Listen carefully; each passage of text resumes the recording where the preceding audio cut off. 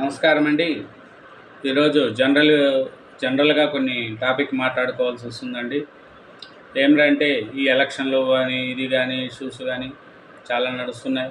June 4న ఫలితాలు వస్తాయి. ఆ ఫలితాల కోసం ఎదురు చూస్తున్నారు. కానీ ఈసారి ఆంధ్రప్రదేశ్లో జనం విపరీతమైన ఓటింగ్ శాతం పెరిగిందండి. అది సాంకేతికం. దాన్ని చూస్తే మనం చంద్రబాబు నాయుడు గారికి అనుకూలంగా ఉందండి.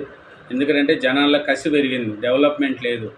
ఆ ఉద్యోగాలు లేవు. చదువుకున్న పిల్లలకు హైదరాబాదు, బెంగళూరు, చెన్నైకి వెళ్ళిపోవాల్సి వస్తుంది. కాబట్టి ఉద్యోగాలు లేవు. ప్లస్ ఇంకొకటి ఇష్యూ ఏమిటంటే నెల పింఛను అది పెట్టాడు. అది చాలామందికి ఇబ్బంది పెట్టింది. ఎందుకంటే నెల పోయి పింఛను తీసుకోవడం చాలా ఇబ్బంది పెట్టింది. ఇంకొకటి లేడీస్కి అయితే మద్యపాన నిషేధం చేస్తా అన్నాడు, అది కూడా చేయలేదు.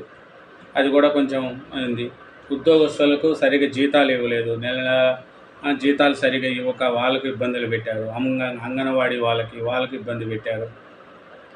ప్లస్ ఊరల్లో చూసే రోడ్ల పరిస్థితి బాగలేదు, డెవలప్మెంట్ లేదు. ప్లస్ ఇంకా ఏమిటంటే దౌర్జన్యం చేయడము. ఎందుకంటే ప్రభుత్వాలు వస్తూ ఉంటాయి, పోతూ ఉంటాయి, కానీ జనాలకు మంచి చేసే వాళ్ళు ఎప్పటికైనా నిలబడతారు.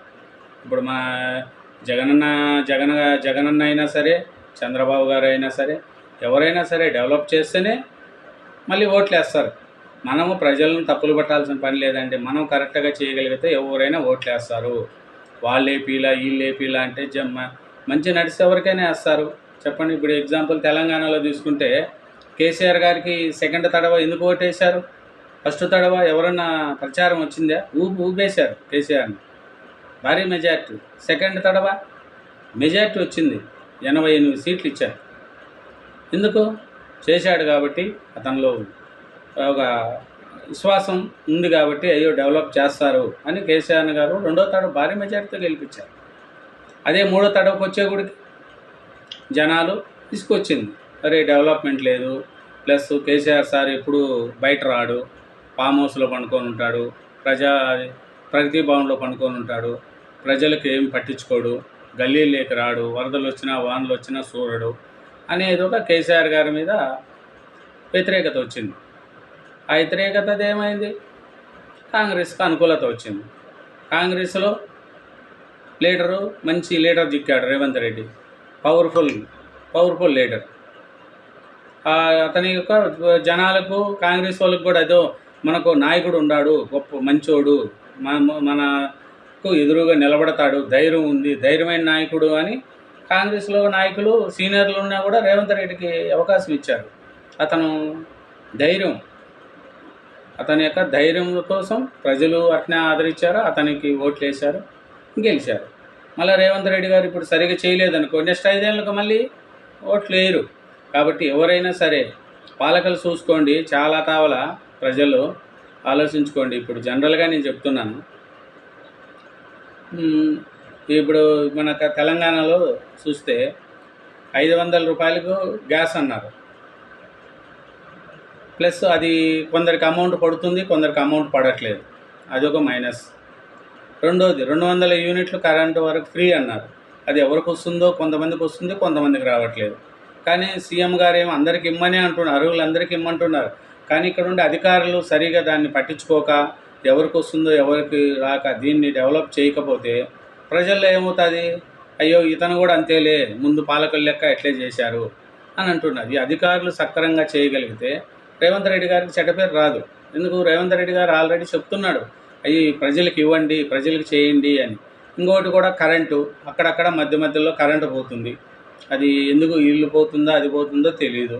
అది కూడా కొన్ని రోజులకి ఏమవుతుంది, కేసీఆర్ ఉన్నప్పుడు కరెంటు బాగుండే, ఇప్పుడు కరెంటు తీసేస్తారు అని జనాలు అనుకుంటారు.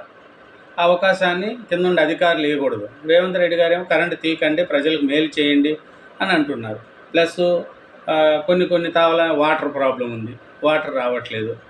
దానికి ఎవరు బాధ్యతలు చెప్పండి? ప్రజలు ఏమని, రేవంత్ రెడ్డి గారు వచ్చారు, వాటర్ రాలేదంట. కానీ ఇక్కడ ఉండే అధికారులు సరిగా చూసుకోక వాటర్ను వదలట్లేదు. అది పైన ఉండే వాళ్ళు చూడాలి. మన ఇప్పుడు మినిస్టర్లు అయినా, ఎమ్మెల్యేలు అయినా, సీఎంలు గారైనా ఇట్లా చిన్నయే మన పంపను ముంచేటి, పెద్దవి ఎవరు ఏమని పట్టించుకోరండి. ఆడ ప్రాజెక్టు కట్టినాం, ఈడ ప్రాజెక్టుగా, అది ఎవరు చూడరు. ప్రజలకు చిన్నవి కరెంటు, నీళ్లు, పింఛను, ఇవన్నీ కొన్ని విద్య, వైద్యము ఇలాంటి ఈ చూసుకోగలిగితే ప్రజల్లో కొంచెం సానుకూలత ఉంటుంది. మేము అక్కడ ప్రాజెక్టు కట్టినాం కదా, అక్కడ కాలువలు తవ్వినాం కదా, కొండలు తవ్వినాం, కాలువలు కొండలు తవ్వింది కొంత, కానీ ప్రజల్లో ఉండేది ఏమిటంటే మనం చెప్పినట్టు ఏమి అమలు అవుతున్నాయి. బస్సు తవ్వితే మంచిగా అవుతుంది, ఓకే, అది నెంబర్ 1. రెండవది గ్యాస్ది అది కొందరికి పడుతుంది, కొందరు పడట్లేదు. అది మధ్యలో ఈ అధికారులు సరిగ్గా చూడలేదో ఏమో, కానీ పై వాళ్ళేమో మన రేవంత్ రెడ్డి గారేమో అన్ని క్లియర్గా చేయమంటున్నారు, కానీ కారణాల వల్ల పడట్లేదు. 200 యూనిట్ల కరెంట్ అంటున్నారు, అది కూడా కొన్ని తావలు రావట్లేదు, అది కూడా ప్రాబ్లంగానే ఉంది. కాబట్టి అది కూడా కొంచెం మనం చూసుకోగలగాలి. వాటర్ అవుతాయి, ఎండాకాలంలో వాటరు కొన్ని తావలు రావట్లేదు, అది ఏం ప్రాబ్లమో ఏమో అది చూసుకోవట్లేదు. కాబట్టి పైనుండే వాళ్ళేమో ఇప్పుడు రేవంత్ రెడ్డి గారేమో మన సీఎం మంచి అతను, చాలా పవర్ఫుల్ లీడర్ అతను, ప్రజల కోసం, ఎందుకంటే అతను కష్టపడి పైకి వచ్చిన వాళ్ళు కాబట్టి ఆ కష్టం అతనికి తెలుస్తుంది. కాబట్టి అతను మంచిగా చేయమంటున్నారు, కానీ ఇక్కడ ఉండే కొంతమంది అధికారులు ఉంటారు కదా, వాళ్ళు నిర్లక్ష్యం వలన సరిగా కరెంటు అది రావట్లేదు, కరెంటు తీసేయడము, వాటర్ సరిగా రాకపోవడము, ఇది 200 యూనిట్లది అది ఈ కొన్ని చాలామందికి రావట్లేదు. కాబట్టి అది కొంచెం మంచి చేసుకోవాలనేదే నేను కోరుకుంటున్నా. దానివల్ల అది చెడు నడుస్తుంది. కాబట్టి ఇవన్నీ ఏ నాయకులైనా ఇట్లాంటి చిన్నవి సహకరించుకుంటే అది రేపు ఇప్పుడు అక్కడ ఆంధ్రప్రదేశ్లో చూడండి, జగన్ గారి పరిస్థితి ఇదే. ఆయన బటన్ నొక్కుతా అంటున్నాడే కానీ ఇక్కడ రేట్లన్నీ పెంచేశాడు, ఊరల్లో డెవలప్మెంట్ లేదు, మంచి కంపెనీలు రాలేదు, చదువుకున్న పిల్లలు ఎక్కడ పోతారు, ఒక రాజధాని డెవలప్మెంట్ లేదు, ఏం లేదు. అదే మన వాళ్ళకు వ్యతిరేకత వచ్చేసింది. ఆ వ్యతిరేకతను ఎవరైనా సరే చూసుకుంటూ జనాల కోసం పాటు చేసుకుంటూ పోతే ఏ పార్టీ అయినా ఆదరిస్తారు. ప్రజలకు ఎవరు కావాలండి, ఎవరుంటే ఏముండదు, ప్రజలకు కావాల్సినట్టు చేయగలిగితే అదే మంచిది. అట్లా చేయడం లేనప్పుడు అన్నీ ఇబ్బందులు వస్తాయి. కాబట్టి మనం అది మంచి చేయాలనేదే నేను కోరుకుంటున్నా, అంత తప్ప ఏం లేదు. సరేనా, ఆదరిస్తాను. అట్లే నా ఛానల్ను సబ్స్క్రైబ్ చేసి యాక్సెప్ట్ చేయవలసిందిగా కోరుకుంటున్నాను. Thank you.